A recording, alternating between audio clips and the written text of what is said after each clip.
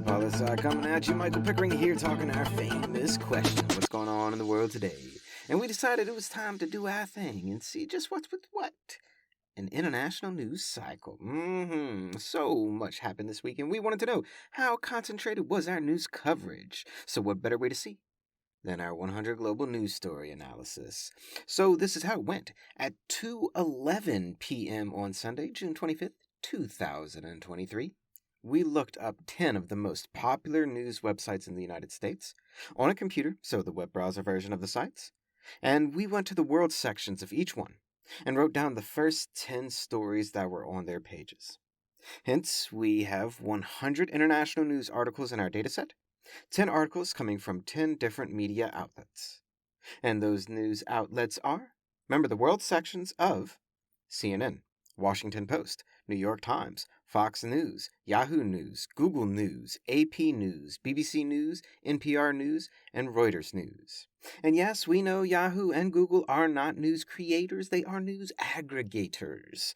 But they are media sites that distribute news that a lot of people see, so we include them in our list of 10 of the most used and popular news media websites in the United States. Now, let's go. What'd we find? That's what we want to know, right? That out of the 100 international news articles, 75% of them were about 4 topics. That's right, 3 out of 4 of all 100 articles were only about one of 4 things. Those 4 things are Greek elections, Guatemalan elections, the Titan submersible, I'm not editing. You know what? It's too late. No, you get it, all right? The Titan submersible. There we go. And the Russian rebellion. So, we're going to play a little game called, and during this game, I could edit that other thing out, but I'm not going to. But we're going to call this, which one was number 1? And what percent do you think it had of all the news stories? So, out of the 4 topics, all 4 topics together represented 75% of our data set. The number 1, first off, which one was number 1? And second off, what percentage did it take up? Take 10 seconds. Go.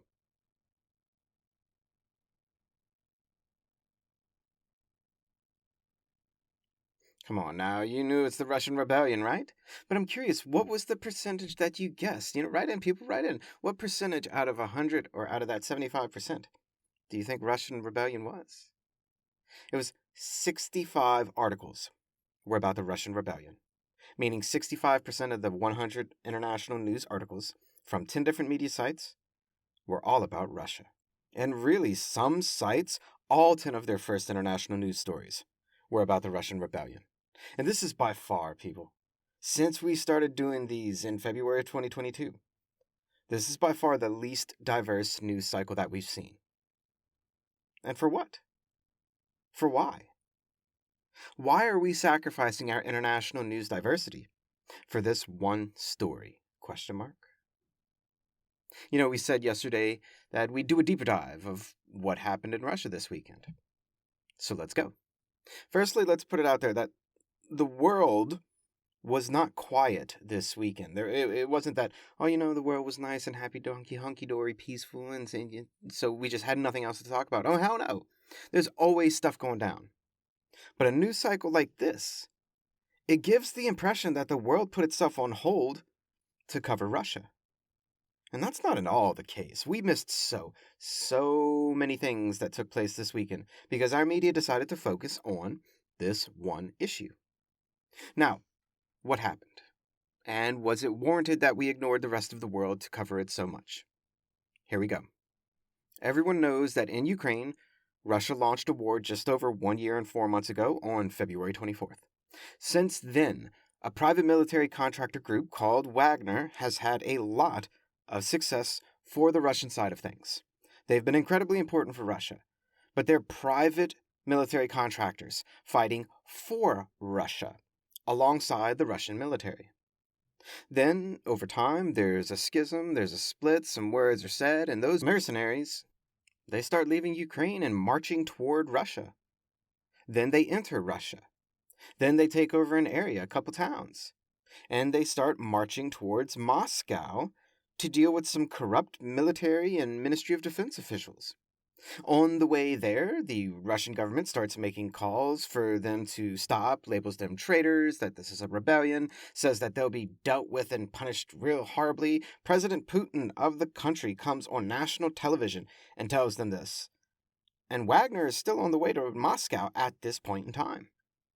Then, for some reason, the president of Belarus calls the Wagner group and plays Let's Make a Deal, and they do. President Putin will not charge anyone with armed rebellion, the troops return to the camps, and the leader of Wagner goes into exile in Belarus. The Wagner mercenaries that didn't take part, they can sign contracts with the Russian military and officially become Russian military members. So everyone turns around and stops marching towards Moscow. The leader of Wagner leaves his troops as they go back towards their camps. President Vladimir Putin is still pissed off as hell that this even happened. And that's it. It's not the end. It's just, that's it. For the facts, for right now, on Monday night when I'm recording this. And I want to be abundantly clear about this next statement, Lo-Fi listeners. Everything else you were hearing is almost entirely all speculation, commentary, and what-ifs. Nothing more. Is the Wagner leader in Belarus yet? We don't know. He has not said where he is. Is the Wagner group finished? We don't know. They could continue. Is President Vladimir Putin still the president of Russia? Yes. Is Vladimir Putin still a dictator? Yes, he is. Is there still a war going on in Ukraine? Yes, there is. Has the Russian rebellion this past weekend changed the name of the game in Russia moving forward? We do not know. There are far too many question marks and things that we just have no clue about in order to tell you what's going to happen in the future. Will there be another rebellion? Will Putin crack down and become more authoritarian? Will Russia start a major offensive in Ukraine because of all this? I mean, the list of questions that we simply don't know goes on forever. And that's mostly the headlines you're reading right now. Just a whole bunch of what-ifs. We'll just have to wait and see, people. But something we can answer. Let's bring it all back to our initial question on, really, the only relevant question for this episode of 100 Global News Stories.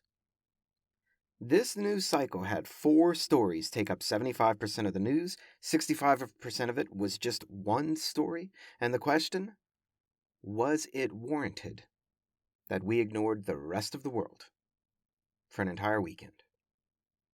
I mean, really, we always ignore the world. Our international news sections are, for the most part, a joke any day of the week. But on days like Sunday, and really this entire weekend, we need to get out of the habit of justifying our international news coverage by clicks, by negative news, by hot topics, by the popular countries, by the powerful countries. A world news section doesn't focus on 5 to 10 countries, when there's 200 of them out there. We have a problem. Simple as that. And this weekend and these 100 global news stories demonstrates that perfectly. You know, it's hard to know what's going on in the world today, with our news section in the U.S. being what it is. But you know, luckily, we happen to know a person who cares. And that's a brief snapshot of what's going on in the world today. Check out Thursday's blog on lofipolisci.com and add us to Instagram, people, for all your local lo-fi summertime updates. And always remember that Lofi Poli Sci is more than just me. It's the we that we be. Talk to you tomorrow, lo-fi listeners. Pickering, signing off.